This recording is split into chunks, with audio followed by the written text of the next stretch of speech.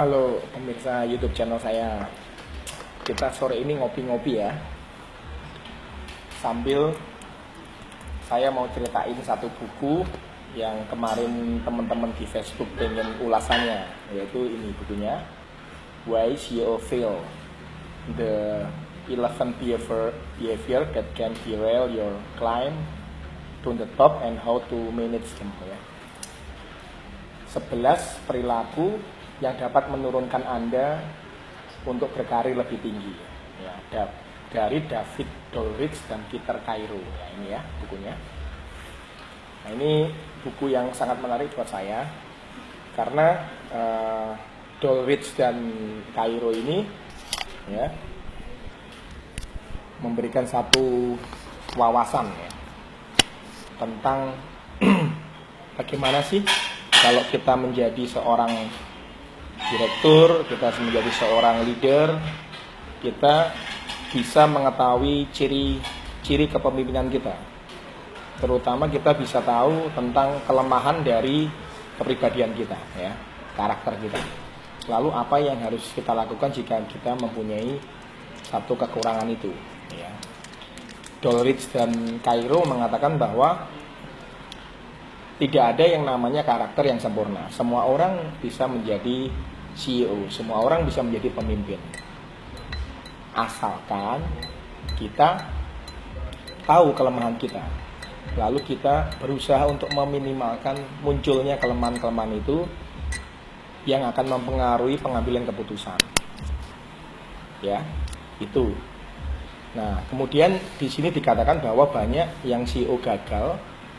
Ya, banyak CEO gagal itu dulu diperkirakan karena mereka tidak bisa menjalankan visinya, mereka tidak mengerti perubahan, tidak memahami arah zaman, mereka tidak bisa berkomunikasi dengan baik dengan karyawan dan lain-lain. Nah, menurut penelitiannya Dolrich dan Cairo, action itu terjadi bukan karena mereka sadar, tapi selebihnya karena mereka ketidaksadaran ketika mereka melakukan action itu. Yaitu apa? Yaitu ternyata keputusan-keputusan itu terjadi karena mereka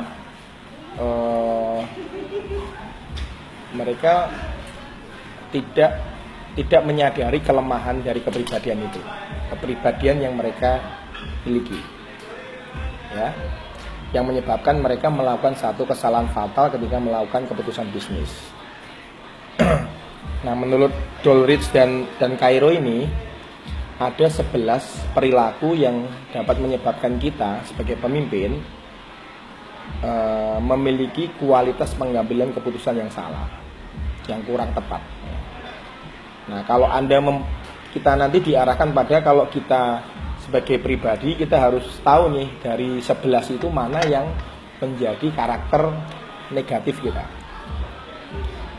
Nah, misalkan saya adalah orang yang nanti oleh Dolrich dan Cairo disebut sebagai orang yang mischievous, ya, seorang yang menggalakkan segala cara, seorang yang cenderung pengen breakthrough, pengen inovatif.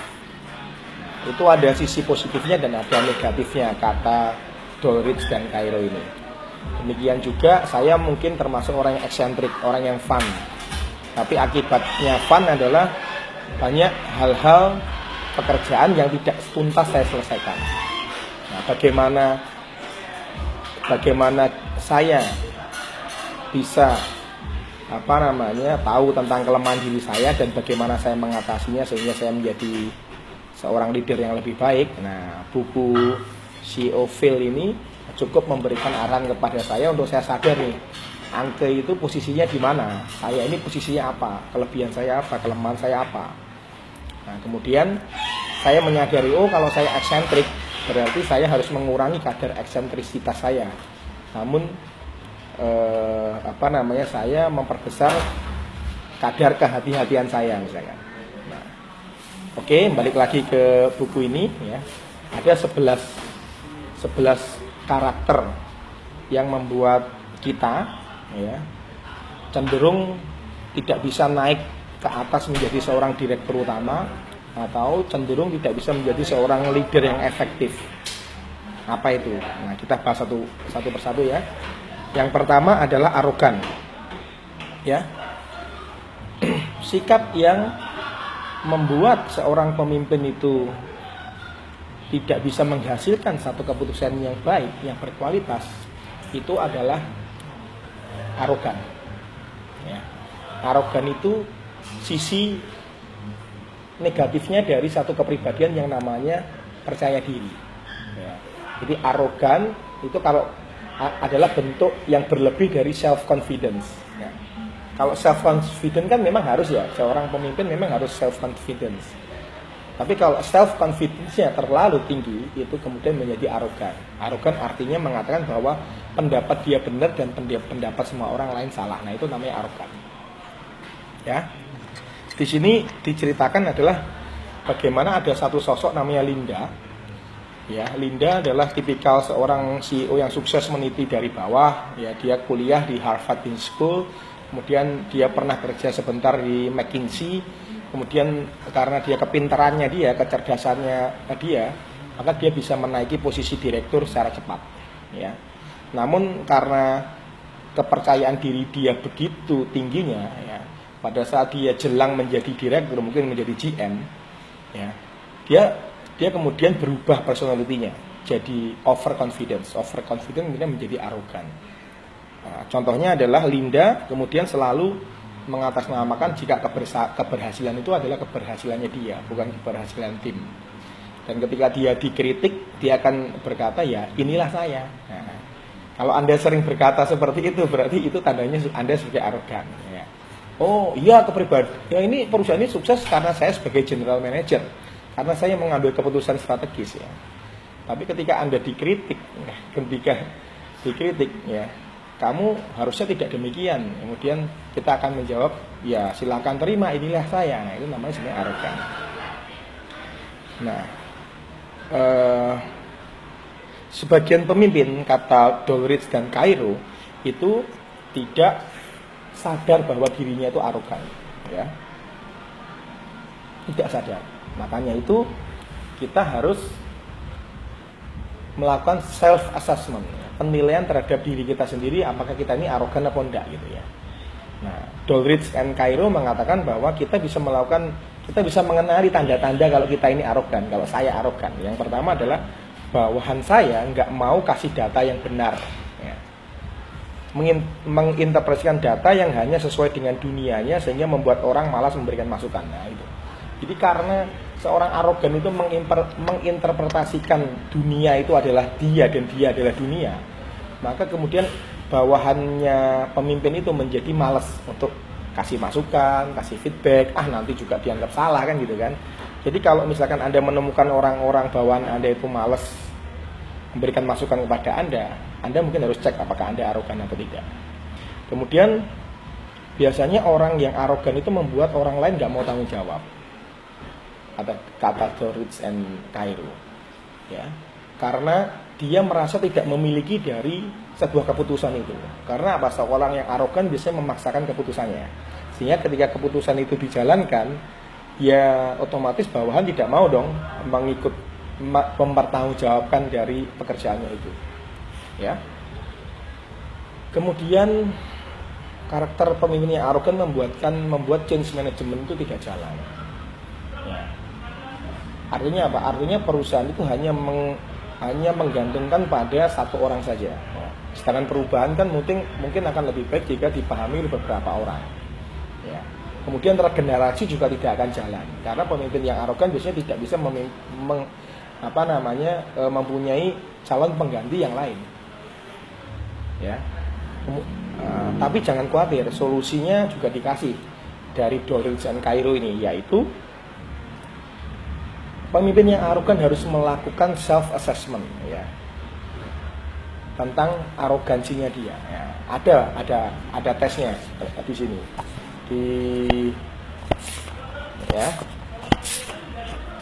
di halaman 6 ya. Ini ada tes ya.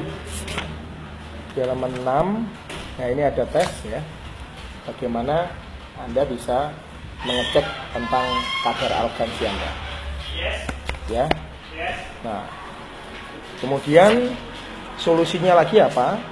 Orang yang arogan itu harus mempunyai sahabat sejati yang bisa menilai dan mengevaluasi beberapa kejadian yang menyebabkan kita cenderung kemudian menjadi arogan. Jadi kata Dollery sini dikatakan bahwa sikap arogan itu tidak selalu terjadi, hanya kadang-kadang muncul. Nah, biasanya kemunculannya itu terjadi pada saat apa? Nah, pada saat kita sudah mulai terlihat arogan, ya, kalau kita punya asisten, sekretaris yang bisa mengingatkan atau istri, itu maka lebih cocok kita didampingi. Sehingga ketika kita mau karakter arogan kita mulai muncul, ada yang mengingatkan. Dan yang terakhir adalah pemimpin yang arogan harus melihat masa lalu, ya. Terutama kapan dia pernah gagal karena sifat kepala batunya itu, karena sifat arogansinya itu. Dia harus ingat-ingat kejadian. Oh, pada saat saya arogan, saya pernah di proyek ini gagal. Nah, kegagalan itu yang harus sering diingatkan. Oke, itu karakter yang pertama. Apakah Anda termasuk yang arogan? Nah, Anda harus menilai terhadap diri Anda sendiri. Anda yang bisa menjawabnya. Kemudian yang kedua, melodrama. Melodrama itu adalah orang yang pengen selalu menjadi pusat perhatian. Melodrama itu sisi negatif dari kepribadian yang namanya karismatik. Karismatik itu seorang yang bisa memukau orang dalam jangka waktu cepat, yang bisa mempengaruhi massa dalam jangka waktu cepat. Misalkan adalah Bung Karno, ya. Misalkan sekarang adalah pemimpin DKI kita, Pak Anies Baswedan, ya. Seperti itu, ya. Karirnya menanjak karena kemampuan meyakinkan orang. Sosoknya secara fisik mungkin gagah, tinggi dan memukau, ya, ganteng mungkin biasanya.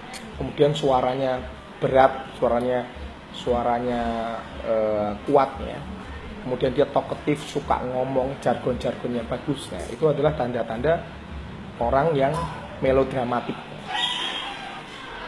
Nah, kalau Anda merasa orang yang demikian, Anda harus mengecek lagi kebawaan Anda. Apakah Anda memang termasuk orang yang melodrama?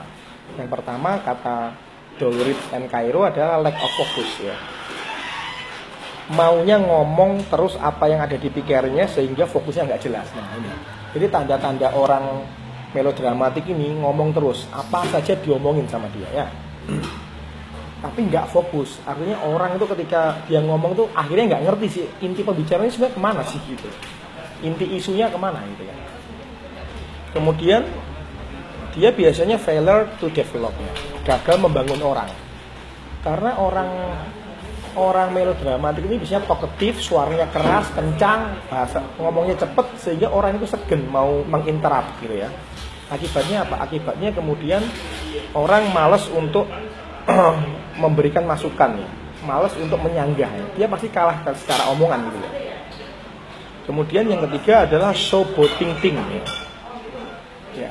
Jadi karena karakter seorang melodramatik ini cukup menarik, kemudian itu ditiru oleh anak-anak buahnya dan menganggap bahwa karakter pemimpin yang bagus itu yang melodramatik seperti itu, yang berapi-api, yang talkative gitu ya. Nah, kemudian yang keempat adalah elevate expectation, ya. Dia seorang yang orator yang ulung, ya, bisa bicara jargon dan menggait perhatian. Namun jeleknya adalah dia tidak bisa mendeliver janji sesuai dengan omongannya. Nah, itu biasanya. Bukan berarti saya pengen ngomong kalau Pak Karno atau Pak Anies tidak bisa mendeliver omongannya, tapi kecenderungannya menurut penelitian ini seperti itu, ya. Kemudian cara menyelesaikannya seperti apa? Cara menyelesaikannya adalah seorang melodramatik itu yang pertama dia harus melihat videonya. Ya, kalau jadi misalkan dia ada meeting di kantor, di video aja. Berapa persentase dia mendominasi pembicaraan? Nah, kalau dia terlalu mendominasi berarti sebenarnya dia seorang yang melodramatik, terlalu banyak ngomong, nggak mau dengerin. Yang lain denger dia ngomong kan gitu ya. Kemudian dia harus tahu kapan juga ketika kecenderungan dia ngomong itu terjadi. Dia harus bisa mengeremnya. Nah, kemudian yang ketiga adalah dia harus banyak mendengar dan merefleksikan. Jadi tantangannya memang kalau udah lahir menjadi seorang yang karismatik itu adalah mengerem omongannya, banyak dengerin, nah, itu harus. Ya. Kemudian yang ketiga ini kita masuk karakter yang ketiga namanya volatility. Ya. Jadi volatility itu maksudnya adalah orang yang moody, seorang pemimpin yang moody. Anda pernah kan ketemu seorang pemimpin yang moody? Ya? Tandanya adalah kalau Anda pengen ketemu si bapaknya itu, si pemimpin itu, Anda akan bertanya sama sekretarisnya atau bertanya pada bawahannya, gimana kadar cuaca hari ini kan gitu kan, ya enggak? Bapak suasana hatinya gimana? Dia lagi seneng atau enggak? Kalau suasana hatinya seneng, Anda masuk meskipun Anda kasih kabar buruk, dia akan seneng. Tapi kalau dia cuaca emosinya lagi nggak bagus, Anda kasih berita baik sekalipun dia pasti akan marah. Nah seperti itu. Jadi seorang volatile, jadi emosinya nggak stabil. Tandanya gini, Anda bisa ngecek Anda volatile atau enggak adalah Anda cek bawaan Anda itu takut melaporkan sesuatu yang tidak baik nggak kepada Anda. Kalau bawahan itu cenderung sembunyi-sembunyi menutupi sesuatu yang jelek, nah, takut untuk ngomong sesuatu yang jelek kepada Anda, maka bisa jadi Anda adalah seorang yang gabungan orang yang arogan plus volatile. Nah, udah arogan volatile lagi gitu ya. Jadi sudah arogan moody lagi. Nah, kemudian banyak yang mau tahu mood Anda gitu, benar. Nah, ya, orang mau bertemu dengan Anda, dia bertanya dulu ke sekretaris Anda atau ke bawahan Anda, Bapak, cuaca hari ini gimana? Lagi marah-marah atau enggak? Nah, gitu. Nah, itu menandakan Anda sebagai seorang yang volatile. Kemudian orang-orang menjauh, nggak mau temenan sama Anda terlalu deket-deket. Nanti banyak kena marah. Nah, itu juga tanda Anda seorang yang volatile. Nah, Doleritz and Cairo kasih solusinya. Kalau Anda menjadi volatile, jangan putus asa. Ya, Anda tetap menjadi pemimpin yang baik asalkan Anda tahu bahwa Anda memang karakternya volatile, moody. Terus Anda bisa memanage kemudiannya Anda. Moody Anda ini harus dimanage. Caranya adalah yang pertama, tunjuk orang kepercayaan untuk mengingatkan kalau Anda mulai temperamental. Jadi Anda harus punya sekretaris, punya istri atau punya bawahan itu yang tidak temper. Kalau Anda temper, lawan temper, ya api ketemu api, kobong Pak, kebakar gitu ya. Ya, jadi Anda harus punya bawahan yang lebih adem dan dia bisa mengingatkan, Pak, mohon jangan marah Pak, mohon jangan temper Pak, kan gitu kan. Kemudian belajar dari masa lalu juga. Ya. Asisten Anda harus mengingatkan kapan Anda berbuat salah karena Anda temper. Misalkan, ingat nggak Pak, gara-gara Bapak temper, Bapak mukul ibu, sekarang Bapak cerai loh. Gara-gara moody ya. Kemudian karakter berikutnya keempat adalah excessive caution atau terlalu berhati-hati. Ini agak berbeda dengan karakter yang nomor 1 sama 3 tadi ya. Ini orang yang terlalu berhati-hati. Orang yang terlalu berhati-hati itu excessive ya. Nah, itu sebagai bentuk berlebihan dari prudence kalau bahasa Inggris, atau berhati-hati. Berhati-hati baik, tapi kalau terlalu berhati-hati itu juga kurang baik lagi. Contohnya apa? Anda bisa mengenali Anda itu orang yang terlalu berhati-hati atau tidak sebagai pemimpin, itu ciri-cirinya sebagai berikut. Yang pertama, Anda seorang yang eksesif jika Anda adalah orang yang nggak mau mecat karyawan meski terbukti salah. Nah, itu hampir pasti Anda seorang eksesif yang terlalu hati-hati. Udah karyawan itu berbuat salah, udah nyolong 3 kali, masih Anda pikir-pikir untuk memecatnya ya. Seorang leader yang eksesif biasanya dia cenderung tidak mau memecat anak buahnya meskipun itu salah. Kemudian yang kedua adalah mengetahui lebih banyak berteman ya, mengetahui lebih banyak dan berteman ya. Nomor 2 adalah dia mempelajari namun tidak bergerak. Nah, eksesif. Nah, tadi dia nggak mau ngambil keputusan untuk memecat orang. Kemudian yang kedua adalah kecenderungannya adalah seorang pemimpin ini banyak nyari data, banyak belajar, tapi nggak melakukan apa-apa. Karena apa? Dia takut bertindak, dia takut salah, dia takut berhati-hati. Dia sangat berhati-hati. Kalau yang lain belum melakukan, dia nggak akan melakukan. Nah, itu namanya eksesif. Ya, kemudian cirinya berikutnya adalah kalau Anda seorang leader yang eksesif, itu Anda nggak suka berdebat. Nggak suka berdebat, nggak suka berdiskusi dengan orang lain, terutama yang kontra pendapat Anda. Karena apa? Anda tidak ingin melukai hati dia. Jadi Anda juga berhati-hati di dalam membangun relationship. Ya. Lalu solusinya apa? Solusinya adalah kalau kita sudah merasa kita seorang yang eksesif, seorang yang terlalu berhati-hati, maka kita harus yang pertama, kita harus kalau kita mau ngambil keputusan, kita harus ambil buku, ya. Kemudian kita catat nih. Nah, hal-hal apa yang harus kita prioritaskan dan harus diputuskan pada saat itu. Jadi harus diputuskan. Seorang eksesif adalah seorang yang cenderung nggak mau ngambil keputusan. Makanya harus dipaksa untuk ngambil keputusan dengan apa? Dengan dibikin daftar apa yang harus diputuskan dan kapan harus diputuskan. Kemudian mengetahui dan lebih banyak berteman. Nah, seorang eksesif ini biasanya merasa datanya kurang terus untuk mengambil keputusan. Kalau datanya nggak lengkap, dia nggak akan mengambil keputusan. Makanya itu apa? Ya solusinya ya dia diajak jalan-jalan, ya. Diajak mengelilingi pabrik, diajak tahu alat produksi, diajak tahu klien, diajak kemana-mana. Jadi bos ini harus diajak kemana-mana biar perspektifnya semakin luas, ya. Semakin percaya diri dia mengambil keputusan. Lalu diajak berteman juga, ya. Direktur yang lain itu seperti apa, perusahaan yang lain seperti apa. Jadi dia kemudian confidence levelnya akan naik. Kemudian terakhir adalah dia memang harus melawan rasa takut sih. Jadi bagaimana caranya dia harus melawan rasa takutnya. Nah itu. Nah, kita udah sampai di karakter nomor 4. Nah, karakter kelima yaitu habitual distrust. Ya. Habitual distrust itu maksudnya orang yang nggak percaya pada orang lain. Ya. Orang yang paranoid. Ya. Sisi positif dari satu kepribadian yang namanya antisipatif. Jadi sebelum ketemu orang, dia akan melihat ya, aku antisipasinya seperti apa agar aku tidak rugi. Ya.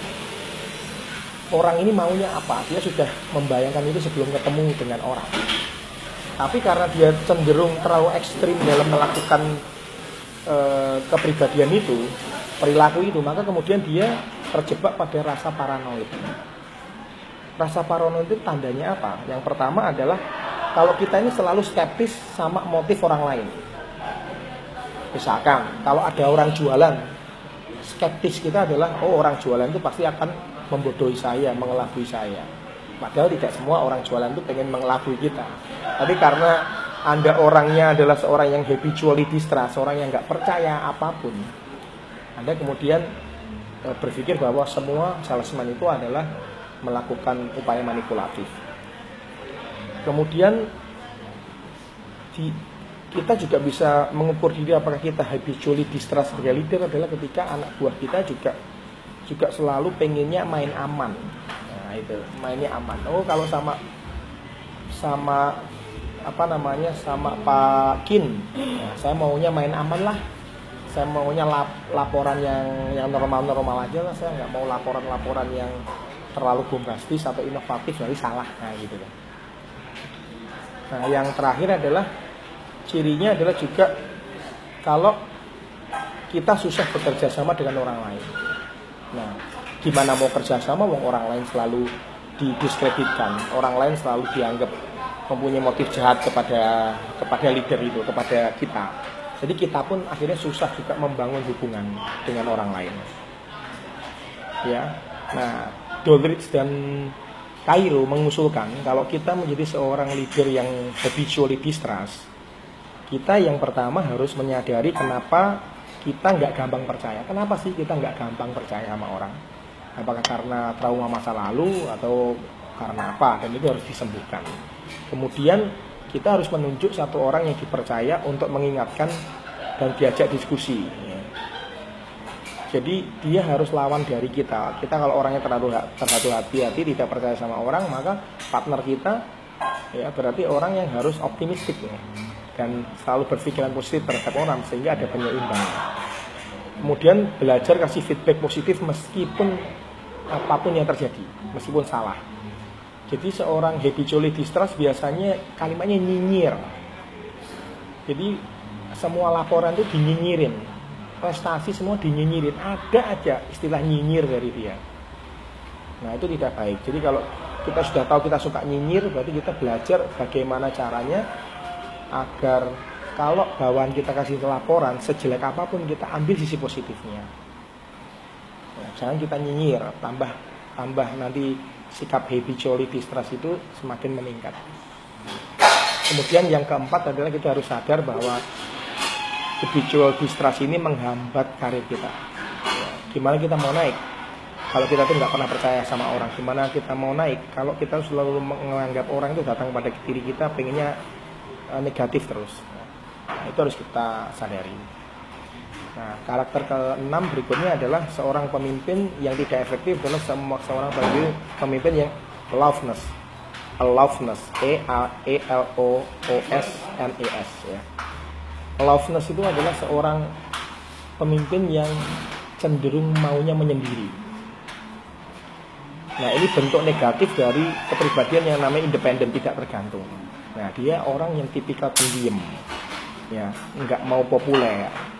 Dia kerjanya di kantor, dia nggak mau bergaul, dia tidak mau dikenal. Ada pemimpin-pemimpin yang saya temuin itu juga tipikalnya aloofness ini. Dia nggak mau diliput majalah, itu. Ya. Tanda-tandanya adalah kalau kita sebagai pemimpin yang aloofness itu adalah yang pertama adalah suka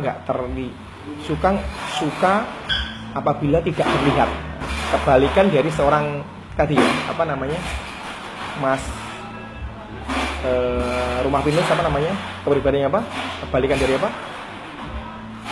Seorang yang apa? Yang selalu mendapat sorotan tadi apa?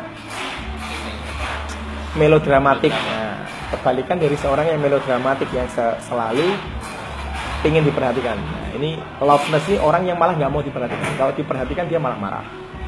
Kemudian dia seorang yang tidak mau berkonflik. Nah, kemudian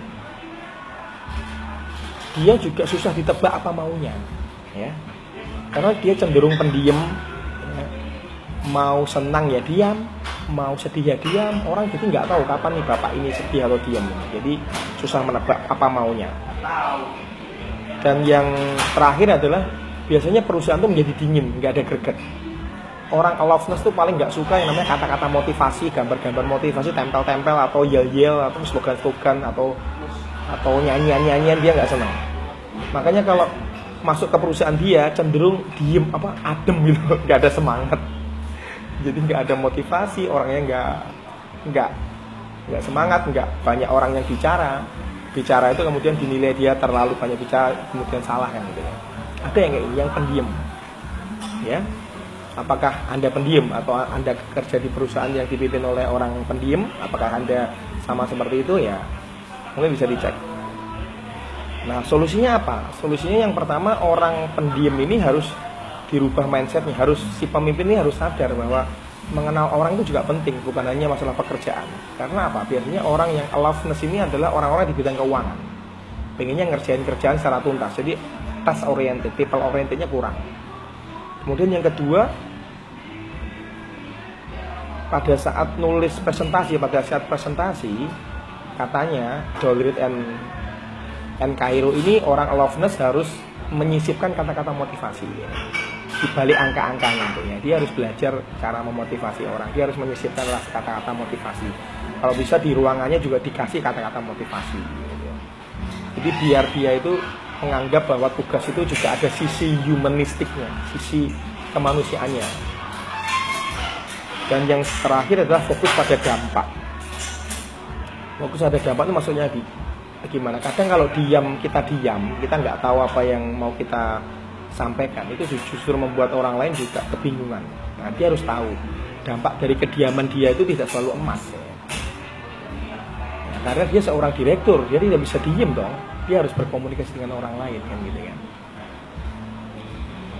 Nah, kita sampai di nomor 7, tapi saya mau ngopi dulu ya. Sudah kering di tenggorokan.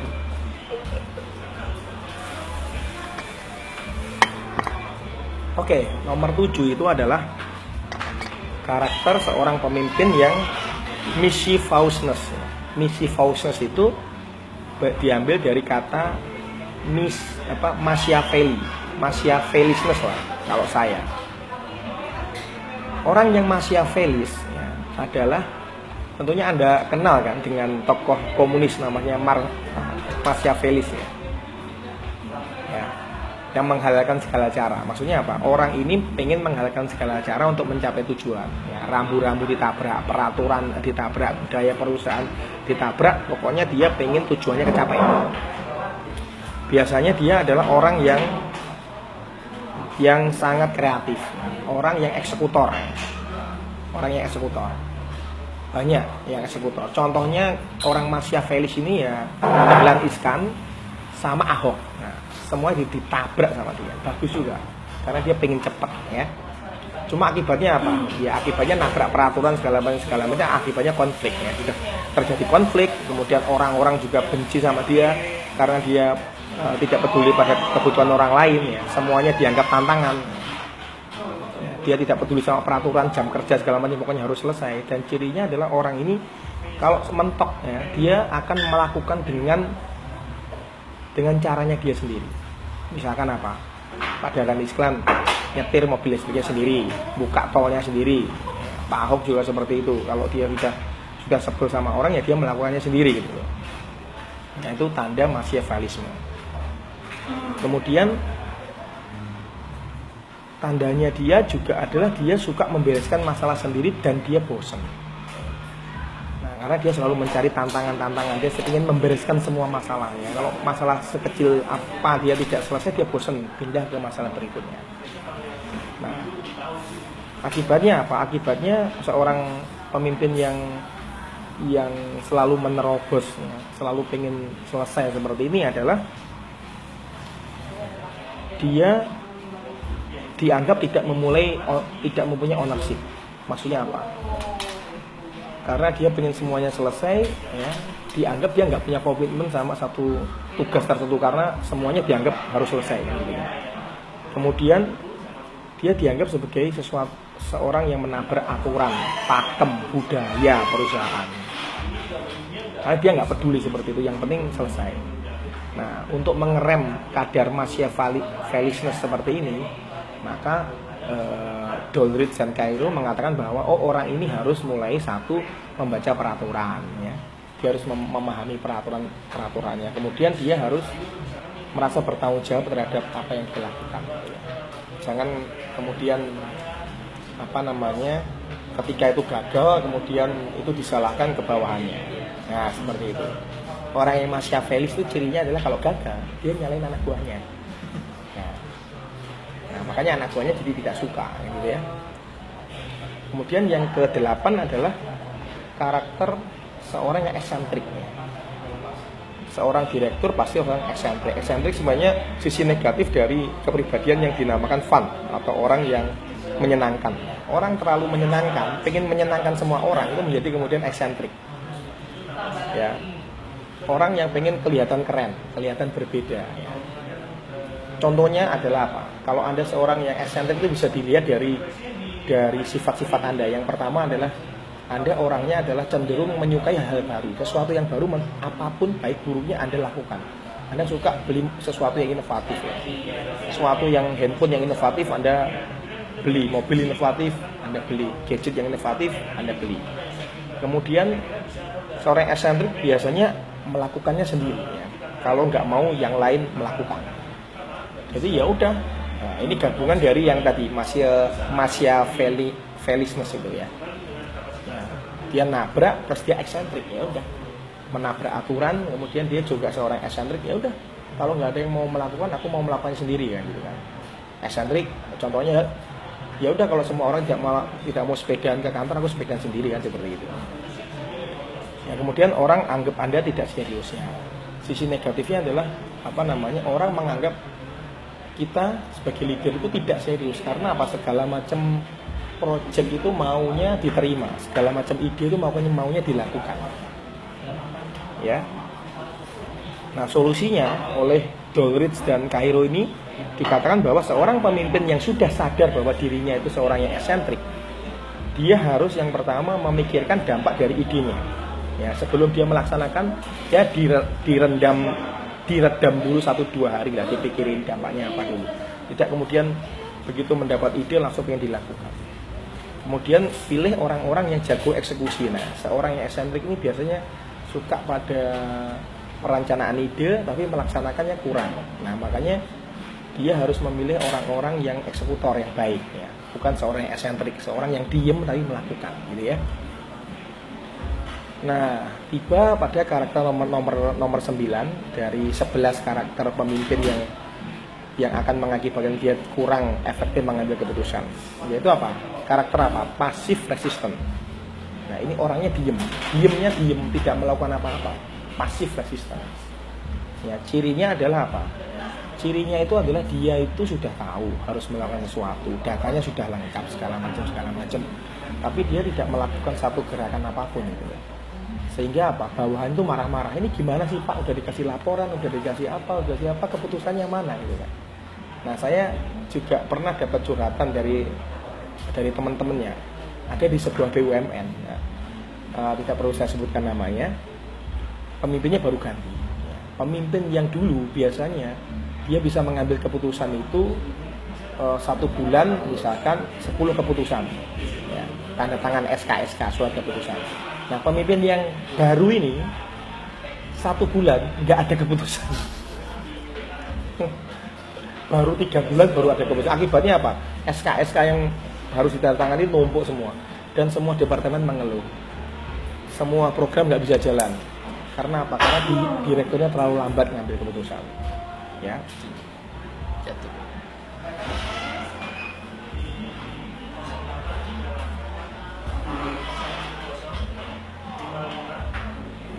Nah, kemudian sikap berikutnya yang nomor 10 adalah seorang pemimpin yang perfeksionis. Nah, perfeksionis ini lawan bentuk buruk dari yang namanya attention to detail. Nah, pasti kalau seorang pemimpin itu harus attention to detail, harus paham detail-detailnya sampai ke kecil-kecilnya. Cuma kalau terlalu attention to detail, akibatnya perfeksionis. Orang perfeksionis itu maksudnya adalah orang yang memedulikan hal yang kecil yang nggak penting, kemudian menafikan hal yang besar yang penting malah gitu ya. Misalkan kalau ada laporan ya, seorang perfeksionis, bos yang perfeksionis itu akan melihat fontnya benar atau tidak, rapi atau tidak, warnanya cocok atau tidak. Kalau laporannya benar tapi salah ketik segala macam, dia akan marah, dia akan balikin semua laporannya gitu. Anda salah pakai parfum ketemu dia aja udah salah gitu. Ya, Anda salah pakai kaos kaki aja bagi dia itu penting gitu. Nah, jadi itu seorang yang perfeksionis. Semua harus terlihat perfect. Akibatnya apa? Akibatnya dia akan terjebak pada kesibukannya dia sendiri gitu ya. Contohnya saya punya seorang teman konsultan di perusahaan konsultan juga, dia seorang yang perfeksionis. Akibatnya apa? Dia nggak bisa delegasi. Semua proposal harus lewat approval dia. Nah, approval dia kan susah. Ya nggak? Salah ketik salah ini salah, semua harus ngikut logika dia. Jadi padahal tiap orang kan punya logika sendiri-sendiri. Akibatnya apa? Akibatnya dia sampai umur 50 tahun itu pekerjaannya adalah tetap menyeleksi proposal, tetap mengoreksi proposal sampai umurnya 50 tahun. Nah, akibatnya apa? Akibatnya junior konsultannya pada kabur semua. Karena apa ya? Karena terlalu perfeksionis. Apa-apa salah, akibatnya konsultan juniornya kabur semua kan gitu kan. Kemudian nggak bisa radikal berubah. Yang orang perfeksionis biasanya nggak terlalu bisa berubah mengikuti zamannya. Kemudian gagal memahami perubahan dan stresnya. Orang yang perfeksionis kebanyakan tugas proposalnya segini harus dia cek, semua harus dia cek. Ya, gudang harus dia cek, segala macam harus dia cek, dia sendiri harus melihatnya, orang lain nggak boleh dikasih wewenang. Akibatnya apa ya? Dia stres akibatnya.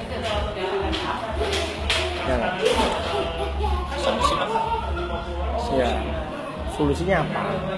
Solusinya ya dia harus ukur biaya stresnya dia sama kebutuhannya. Ya. Jadi dia harus memilah mana yang pekerjaan yang menjadi porsi dia, mana yang enggak gitu. Kalau enggak ya repot. Kemudian dia harus ngerjain sesuatu yang prioritas yang penting, kalau enggak ya enggak. Jangan pekerjaan-pekerjaan terlalu kecil sampai mengepel meja pun dia komentari kan gitu. Mengepel lantai pun dia komentari kan. Dan yang terakhir adalah saudara-saudara, itu adalah eagerness to please. Dia seorang pemimpin yang coba menyenangkan semua orang. Ini sisi berlebihan dari orang yang ingin bersikap adil. Dia pengen nggak punya musuh, pengen semuanya senang. Akibatnya apa? Akibatnya ya justru semua orang menjadi tidak senang karena sesuatu yang tidak menyenangkan ya sesuatu yang salah dia biarkan karena dia pengen membuat orang lain senang. Akibatnya katanya dia adalah dia akan kehilangan loyalitas dari anak buahnya, terutama yang mayoritas. Kemudian nggak ada semangat di dalam perusahaan karena kan pinter goblok, rajin tidak rajin digaji sama dia, prestasinya sama. Kemudian cenderung orang-orang kemudian nggak mau ngambil keputusan yang sulit, yang mudah aja sama saja dihargai. Jadi ngapain saya harus melakukan suatu pekerjaan yang sulit atau keputusan yang sulit gitu. Ya. Jadi solusinya apa? Solusinya yang pertama yaitu yakini apa yang perlu dikerjakan dan diyakini. Jadi sebenarnya dia harus memulai untuk bisa memprioritaskan mana yang penting dan mana yang tidak penting. Dia harus bisa memanage konfliknya. Dia nggak boleh menghindar dari konflik. Orang yang ingin menyenangkan semua orang biasanya dia menghindar dari konflik. Seperti itu. Kemudian dia juga harus melakukan upaya bahwa orang yang patut dipertahankan harus dipertahankan. Tidak bisa kemudian orang yang prestasinya kurang bagus kemudian dipertahankan. Dia harus adil pada kinerja, bukan cuma sekedar adil aja gitu ya. Nah itu sekilas ya tentang buku YCO Phil. Artinya apa? Banyak si direktur utama itu gagal karena dia tidak menyadari sisi lemahnya dari kepribadian dia. Saya berharap dengan kita membaca buku ini, ya, saya sharing tentang ini, Anda bisa tahu nih, kira-kira Anda ini sisi lemahnya sebagai pemimpin ada di mana? Apakah Anda seorang yang arogan? Apakah Anda seorang yang terlalu berhati-hati? Apakah Anda seorang yang karismatik? Atau Anda adalah seorang yang mencoba menyenangkan semua orang? Nah, gitu. Jadi dengan menyadari itu, maka kita akan tahu, oh, saya kayaknya sisi negatifnya di situ, jadi saya harus menguranginya. Buku ini dengan baik menjelaskan tentang itu. Oke, demikian dari saya. Demikian dari saya. Kemudian apabila teman-teman ingin bertanya, nanti silahkan komen di YouTube channel kita dan juga di Facebook kita. Kalau perlu kita akan adakan seminar mengenai ini ya. Jangan lupa tetap optimis terus dalam berbisnis ya. Jangan peduli pada kelemahan Anda, tapi Anda harus tahu kelemahan Anda dan Anda harus bisa mengelolanya. Begitu juga dengan bisnis, Anda harus tahu kelemahan bisnis Anda dan Anda harus memperbaikinya terus-menerus. Ya. Oke, wassalamualaikum warahmatullahi wabarakatuh.